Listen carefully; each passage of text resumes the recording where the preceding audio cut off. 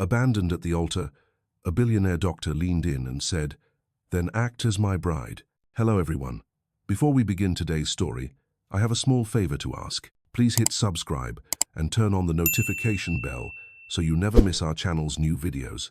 It is quick, free, and the best way to support us in bringing you more dramatic stories. Your support means the world to us. Where are you watching from? Drop your city or country in the comments below. Thank you very much.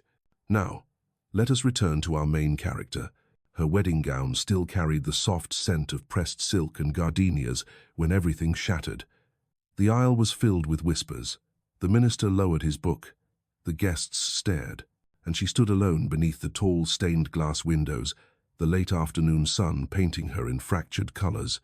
Her fiancé was gone, fled, vanished minutes before the vows. Her name was Lily Carter, a woman who had spent her entire life holding things together for others. That day, with her veil trembling and her legs barely steady, she realized she had nothing left to hold. News traveled fast, guests murmured, phones lifted, pictures snapped.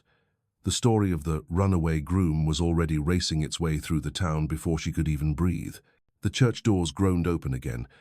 This time, everyone turned for a different reason. A tall man in a charcoal suit stepped inside, his presence a quiet gravity that cut through the noise.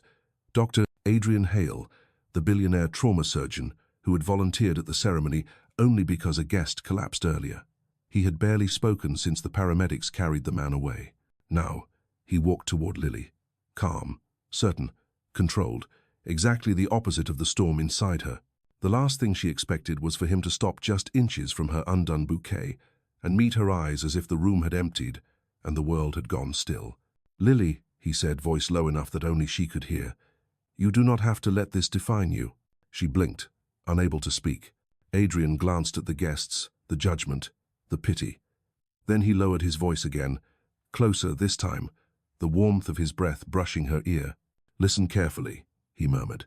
"If you want an exit, a shield, or simply a way to walk out of here with your dignity intact, then act as my bride." The words froze her. They did not make sense. They could not make sense.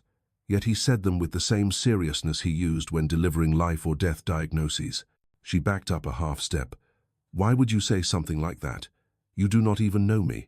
Adrian's jaw tightened, not in anger, but in something closer to resolve. "Because I know what humiliation can do to a person when a crowd decides they are allowed to judge you, and I know what it is like to stand alone when you should not have to." His hand slipped something into hers. A ring, heavy, cold, a plant, a promise, a lifeline. She stared at it, breath shaking. "I am offering you a contract," Adrian said quietly. "A temporary one. Nothing real, nothing binding beyond what you choose. You walk out with your head high.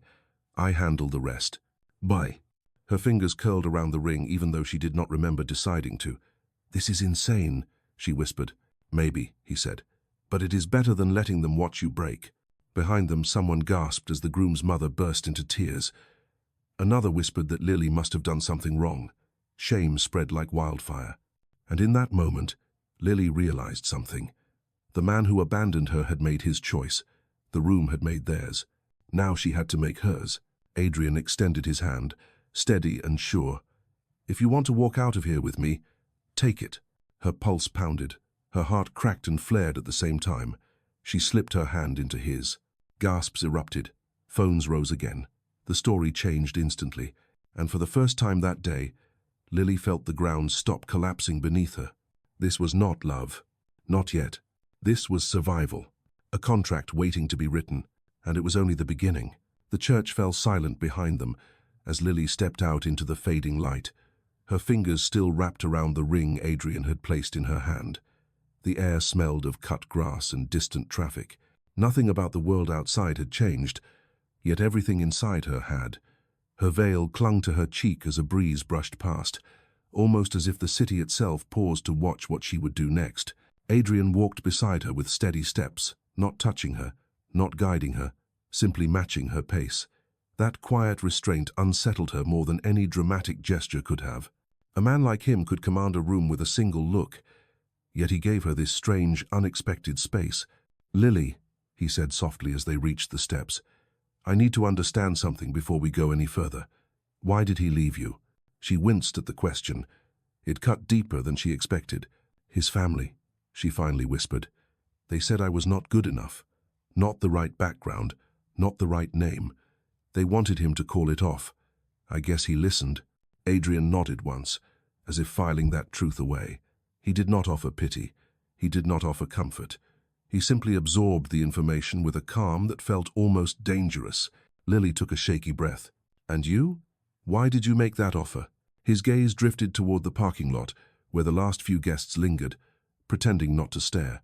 Because humiliation spreads like a contagion in a moment like this, he said. If you do not control the narrative, someone else will, and they will not be kind. His voice carried the weight of personal knowledge, not theory. She wondered what he had endured to speak with such certainty, but before she could ask, her phone buzzed in her hand. The screen lit up with notifications, messages, missed calls, photos already circulating, headlines forming. Her throat tightened. It is everywhere, she whispered. My job, my mother, the people at the hospital where she is being treated. I cannot let them see this. The fear in her voice was not vanity. It was survival. Bills needed to be paid. Her mother's treatments depended on her steady income. The shame would not just follow her, it would crush her. Adrian watched her silently, his expression unreadable. Then he spoke with a calm she desperately needed. Then let me help you fix it. Lily shook her head. You do not even know my life. You do not know what is at stake. Then tell me, he said. Tell me what you stand to lose. Her eyes stung. She tried to steady her breath, but the truth pushed its way out. My mother's medical bills, the debt from her last surgery, they are drowning me. I have been working double shifts at the clinic. I have been selling anything that still holds value. Every month I fall behind, and I cannot lose her, Adrian. She is all I have. For a moment, something flickered behind his controlled exterior, a soft crack in the armor. What about your father? He asked gently. Gone, she said. Years ago. And any siblings? None. Adrian nodded slowly, understanding the depth of her isolation. So it is just you carrying all of this? She nodded. Then let me carry some of it, he said. The words stunned her. Calm, simple, offered without hesitation, but they carried a weight she did not know how to bear. Why would you do that? She whispered. Adrian held her gaze, and for the first time she saw something beneath the polished exterior of the accomplished surgeon, the exhaustion of a man who knew loss intimately, the quiet ache of someone who understood what it meant to stand alone. Because I have watched people break under burdens they should never have carried alone, he said, and because today I saw a woman who deserved better than what she was given. Her breath trembled. The ring in her hand felt heavier now, not as a symbol of a contract yet to be written, but as a crossroads she could not ignore. Adrian took one step closer, his voice firm but not forceful. Lily, if you choose to walk away from this arrangement, I will not stop you. But if you want a way to survive what comes next, then take my hand again. She looked at his hand, at him, at the fractured remains of her life, and in that uncertain dusk, she understood her true stakes. Walking away meant drowning alone. Taking his hand meant stepping into a storm with someone strong enough to stand in it. Her fingers tightened slowly around the ring, and the decision began to form. The ride to Adrian's townhouse was quiet, but not a comfortable quiet. Lily kept her eyes on the window, watching the city blur into evening. Her veil had been removed, her bouquet abandoned on the church steps, but the humiliation still clung to her like smoke. Every turn of the tires reminded her that she was heading deeper into something she did not understand. Adrian unlocked the door and pushed it open. Warm light spilled into the hallway, revealing a spacious, modern home, framed with dark wood and soft grey fabric. It was beautiful, refined, intentional. Lily felt out of place the moment she stepped inside. He motioned toward the dining table. A folder rested there, thick, heavy, the kind of folder that changed lives. Lily froze. You already prepared this? Adrian nodded. I am a surgeon. I do not walk into chaos without a plan. The answer was blunt, but it made sense. He sat across from her, folding his hands with a calm she wished she could borrow. Lily lowered herself into the chair, her heart beating fast. Before we continue, Adrian said quietly, I need you to understand something. I am not asking for a real marriage. I am offering a temporary arrangement that protects you and protects me. Her voice was barely above a whisper. Protects you from what? For the first time his gaze shifted. A shadow moved behind his eyes, subtle but unmistakable. There are members of my board, he said slowly, who want control of the Hale Foundation. To claim it, they need proof that I am unstable, reckless, or incapable of leading. They look for weakness anywhere they can find it. A spouse, even a temporary one, secures my position. It makes the board hesitate. He let that settle. So, she said softly, you need a bride. A temporary one, he repeated. Lily looked down at the folder. Her hands trembled when she opened it. Inside was a clean, concise contract with 5 simple clauses. He spoke each one aloud as she read. 1. This arrangement remains confidential. 2. We attend 5 public events together as a couple. 3. No interference in each other's private lives. 4. No physical expectations of any kind. 5. This agreement ends after 90 days, unless both parties request termination earlier. His tone was clinical, the way a doctor recited steps before a complex procedure. It should have felt cold. Instead, it felt strangely considerate. Lily swallowed hard. This is a lot. Hence? It is honest, he replied. No hidden intentions, no surprises. She kept reading, her pulse steadying slightly. There was a section about financial safety, another about privacy protections, and one final clause written in decisive, careful language. Adrian leaned forward. That last clause is important. Her eyes moved across the words. In the event that public scrutiny becomes harmful to either party, the agreement may be dissolved immediately with no penalty. She looked up. You are giving me a way out. You deserve one, he said. Silence filled the room. Not tense, not empty, just still. Lily closed the folder carefully. And what do you want from me right now? I want your decision, Adrian said. Nothing more. Her fingers brushed the ring in her pocket, the weight of it pulling at her thoughts. She remembered the whispers in the church, the bills waiting at home, her mother's tired voice after each treatment. She took a long breath. Adrian, she said quietly, I will sign. A single nod. No triumph, no relief, just understanding.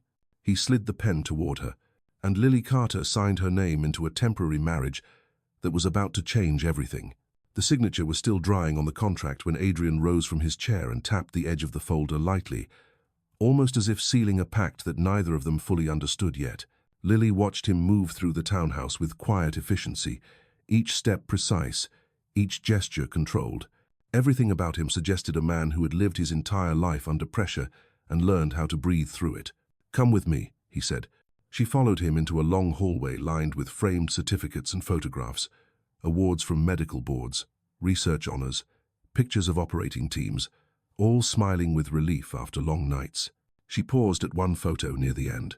Adrian stood in the center, younger but already carrying the calm authority she now recognized. That was before the foundation, he said, noticing her gaze. She nodded slowly. There was a life behind this man that she had barely glimpsed. He opened a door at the end of the hall. Inside was a modest walk-in closet, but not the kind filled with designer clothes. Instead, rows of simple dresses hung neatly, all new, all tagged.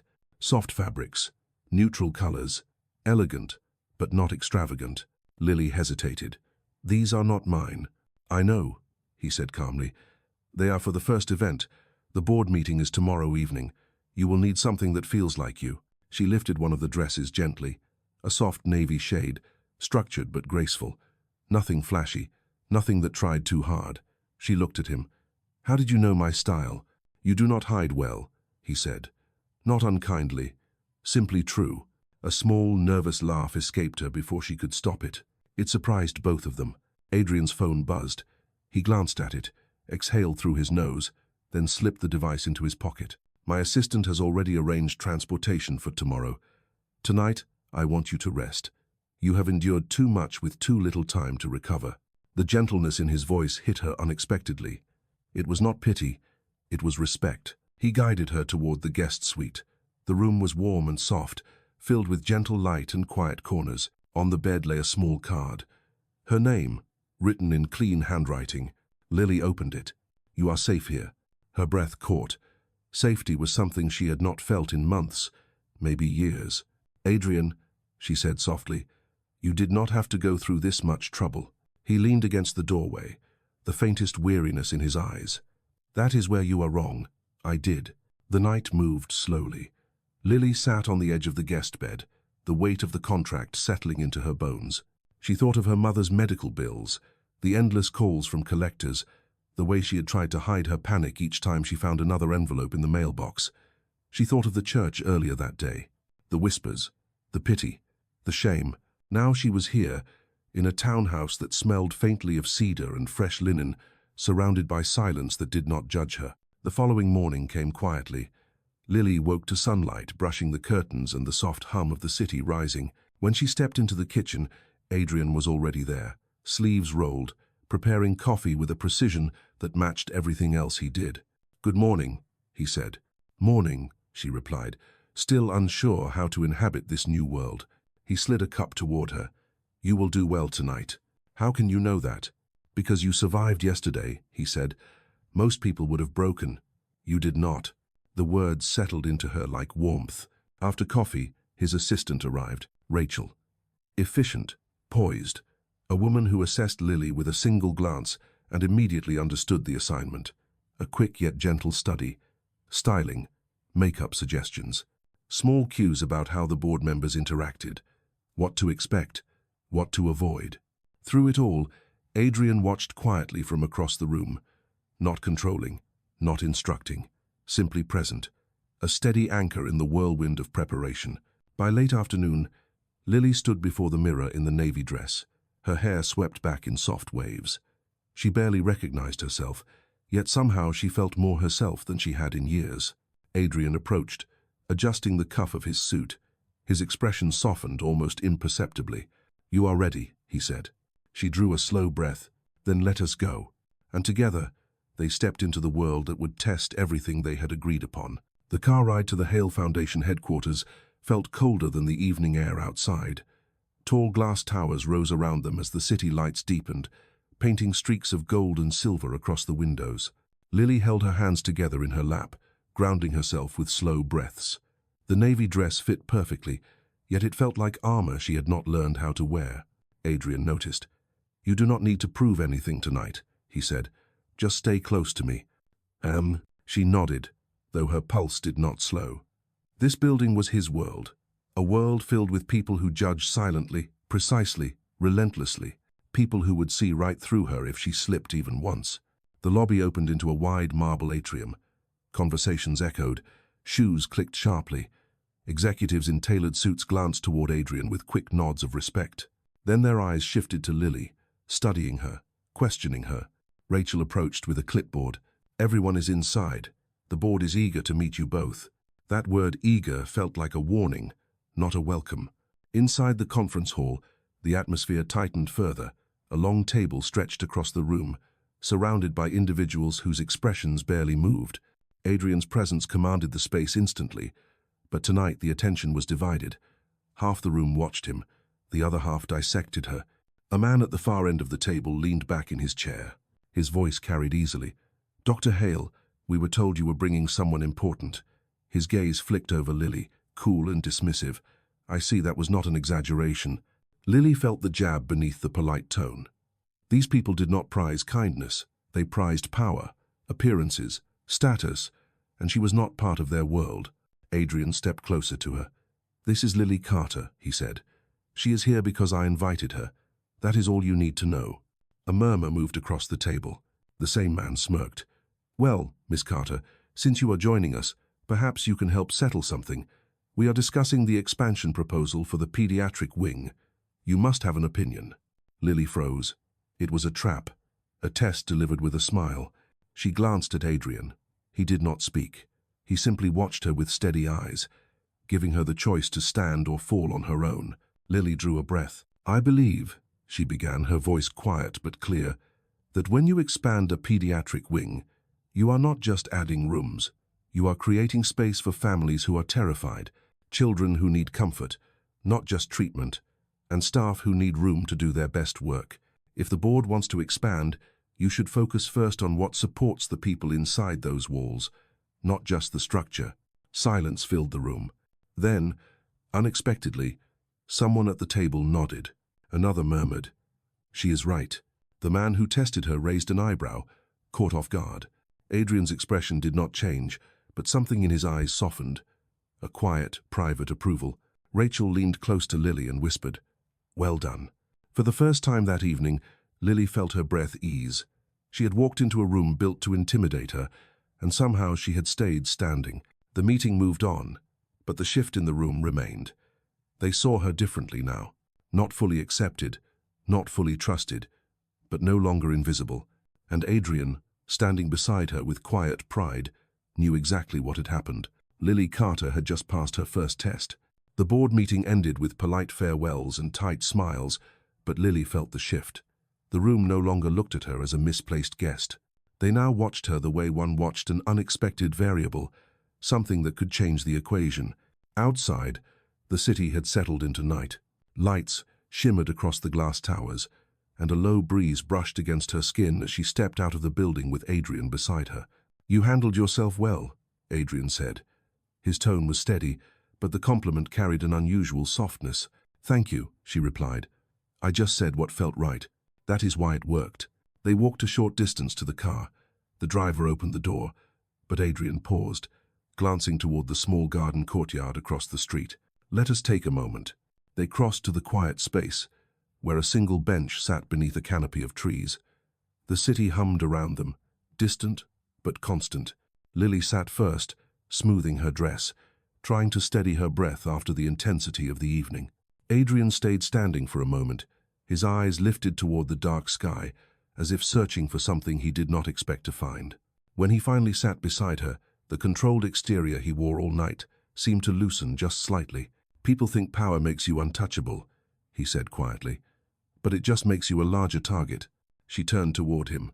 "Is that why the board pushes you so hard?" His jaw tightened. "They want control of the foundation. They know what it means to me, so they look for any sign of weakness, any opening." There was a heaviness in his voice that made Lily hesitate. "What does the foundation mean to you?" For a moment, he did not answer. Adrian looked at her, and for the first time since she met him, there was no barrier, no careful distance. "Loss changes you," he said. "It teaches you what matters and what does not." The wind moved gently through the courtyard. Lily felt her own walls shift. They were two people holding different kinds of hurt, sitting under the same night sky, both trying to keep their worlds from collapsing. Adrian exhaled slowly. "Tonight, you reminded them that compassion has power. My father would have liked that." Her chest tightened at the unexpected warmth of his words. And for a brief moment, in the quiet glow of the city, the contract between them felt less like a shield, and more like the beginning of something neither of them could name yet. The courtyard quiet did not last long. The moment Adrian and Lily returned to the townhouse, his phone began ringing again and again. Each call came from a different board member. Each message carried the same tone: urgency, disruption, unease. Something was building beneath the surface. Lily watched him from across the room as he scrolled through the notifications, his posture sharpening with every new alert. Whatever calm he had found earlier was slipping away. "Adrian," she said carefully, "is something wrong?" He did not answer at first. He turned the phone over in his hand, thinking, measuring, choosing his next step with the precision of a man who understood the cost of missteps. "The board meeting tonight was not the end," he said. "Someone intends to escalate." Before she could ask how, the doorbell rang. Once, then again, louder. Adrian stiffened. "Stay here," he said, his voice lower than she had ever heard, controlled, but with an undercurrent of steel. He opened the door to find Marcus Hale, his cousin, dressed in an immaculate suit and wearing a smile that did not reach his eyes. Lily recognized him from the board meeting. He was the man who had tested her, the one who spoke with polished condescension. "Adrian," Marcus said, stepping inside without being invited. "I thought we should talk." Urgently, Adrian's jaw set. "This is not a good time." And Marcus ignored him and turned his attention to Lily, studying her with slow, deliberate interest. "Miss Carter, I hope I did not frighten you earlier. You handled yourself better than I expected." Lily felt the compliment hide its blade. Adrian stepped between them, shielding her. "State your purpose, Marcus." Marcus clasped his hands behind his back, strolling through the room as if evaluating the property he intended to claim. "The board is concerned," he said smoothly. "You bring a woman we have never heard of. A woman with no background in philanthropy, no known ties, no public record, and suddenly she is central to your decisions." "She is not central to my decisions," Adrian said sharply. "She is my partner." Marcus raised an eyebrow. "Partner? Already? And yet no one seems to know anything about her." Lily felt her pulse spike. "I am not hiding anything." "Oh, I am sure," Marcus said. "But the board expects transparency. We need to know who is influencing the man responsible for millions of dollars in medical funding. It would be irresponsible not to investigate." Adrian stepped forward. "This conversation is over." But Marcus smiled casually and pulled out his phone. "Is it? Because this is already circulating." He turned the screen toward them. There, on social media, was a photo from the board meeting. Lily sitting beside Adrian, his hand resting near hers, the headline twisting the image into a narrative dripping with scandal. "Billionaire surgeon brings mystery woman to board meeting hours after runaway wedding." Lily felt the blood drain from her face. Marcus continued, "This does not look stable, Adrian. Not to the public, not to investors, not to donors, and certainly not to the rest of us." Adrian's voice dropped to a dangerous calm. "You crossed a line." Marcus tilted his head. "I simply show what is already happening. The question is, will she withstand what comes next? Because the board will not stop, reporters will not stop, and donors will demand answers." He paused, letting silence sharpen the moment. "Tell me, Adrian," he added softly, "is this arrangement strong enough to survive a scandal?" The words hung in the room like a blade. Marcus slipped his phone into his pocket and headed toward the door. "You may protect her from whispers," he said, "but you cannot protect her from consequences." Then he left, closing the door with a soft click that felt much louder than it was. Lily stood frozen, her heart pounding in her throat. "Adrian," she whispered, "what have I gotten you into?" He turned toward her, and for the first time since they met, she saw true conflict in his eyes. "No," he said quietly. "The question is, what have I brought into your life?" The contract had promised protection, but tonight it felt like the storm had just begun. The door closed behind Marcus, leaving a long, uneasy silence in the townhouse. The lights seemed dimmer, the air felt heavier. Lily stood in the center of the room, her hands trembling despite her best attempt to steady them. "Adrian," she said softly, "he believes I am a liability." "He is wrong," Adrian replied. His voice was firm, but there was tension beneath it, a strain that had not been there before. She swallowed. "But the board listens to him. The donors listen to him. And now the public will too." Adrian pressed a hand to the side of his face, pacing once before stopping near the window. City lights flickered against his silhouette. "Marcus is exploiting the one thing he knows can hurt me," Adrian said. "The foundation is vulnerable right now. Any sign of instability, any rumor, any headline, and the board will push to replace me." Lily felt a cold drop in her stomach. "Replace you?" "Yes," he said quietly. "Take control away from me. Reshape everything my father built. Everything I promised myself I would protect." She stepped closer. "That is why you needed a spouse," she said slowly. "Not just for appearances, not just for stability, but because the board cannot remove you if your personal life appears secure." Adrian's shoulders lifted with a slow, reluctant breath. Yes, the confession hung between them, heavier than she expected. He had not lied, but he had not said everything either. She felt the weight of the missing pieces now. "So I was a strategy," Lily whispered. "Not angry, just hurt." Adrian turned sharply. "No, not just a strategy." His voice cracked with urgency, revealing something raw beneath the polished calm. "When I saw you in that church, breaking in front of strangers, I saw myself, years ago, when my father died, and the board circled like vultures, when I had no one left." His expression softened, painful and honest. "I offered you a way out of humiliation, but I will not pretend that I did not need something too." Lily's throat tightened. The truth was not cruel. It was human, but it still stung. "So what do we do now?" she asked. "Marcus has already started the narrative. Reporters will chase it. People online will tear it apart. If staying with you makes your life harder, maybe the right thing is to walk away." Adrian stepped forward immediately. "No, The single word held more emotion than she expected. He moved closer, his voice low but unwavering. If you leave now, it proves their point. It tells the board they can control me. It tells Marcus that he can push you out. And it tells the world that you could not withstand the pressure. Huh? I am not afraid of pressure, she said, lifting her chin slightly. I know, he replied. That is why I asked you to stay in the first place. She hesitated, her breath unsteady. Then tell me this, Adrian. If I stay, am I doing it for your foundation or for you? His eyes met hers, open in a way she had never seen before. For both, he said. For the first time, there was no contract between them. No conditions, no clauses. Just truth. Lily exhaled slowly, her decision forming with clarity she had not expected. Then I will stay, she said. Not because the board wants me gone. Not because Marcus is watching, but because I choose to. Adrian closed his eyes briefly, as if the tension inside him finally released. Outside, the city kept moving, unaware that inside this quiet townhouse, the arrangement between them had just shifted, from protection to something far more dangerous and far more real. Morning light spilled through the townhouse windows, soft and pale, brushing against the edges of the room like the start of something fragile and new. Lily woke with the weight of last night's decision still settled in her chest, but it was not a heavy feeling. It was steady, certain, the kind of certainty that did not come from escaping fear, but from facing it.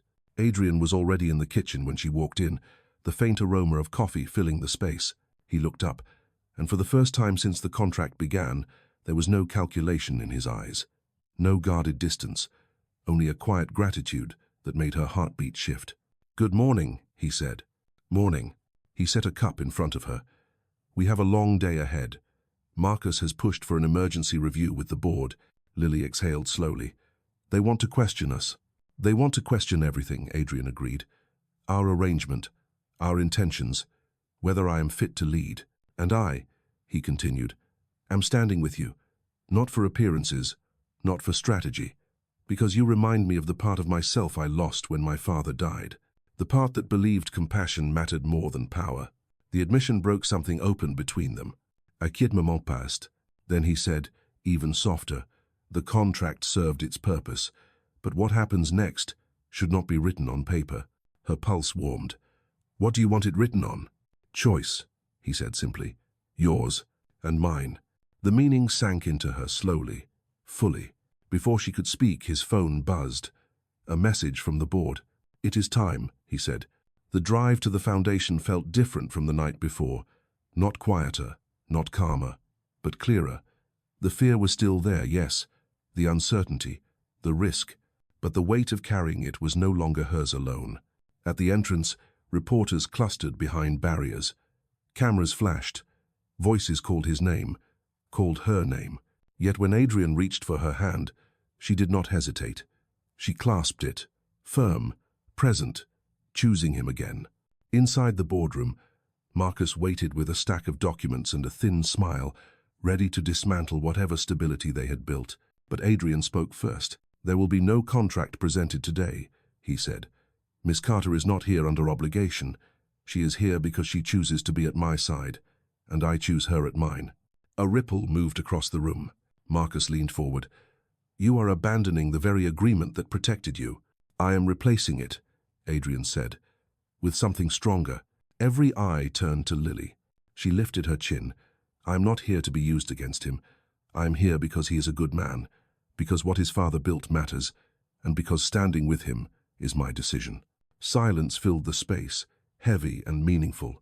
A few board members exchanged glances. One cleared his throat. If this is based on choice rather than manipulation, then we have no grounds to challenge your leadership. Marcus's smile finally cracked. Adrian exhaled, not in relief, but in release. When they stepped back outside into the afternoon sun, Lily felt his hand tighten around hers. No more contracts, he said. No more, she whispered. And as the city moved around them, fast and bright, they walked forward together, not as a deal, not as a strategy, but as two people choosing each other, step by step, into whatever came next.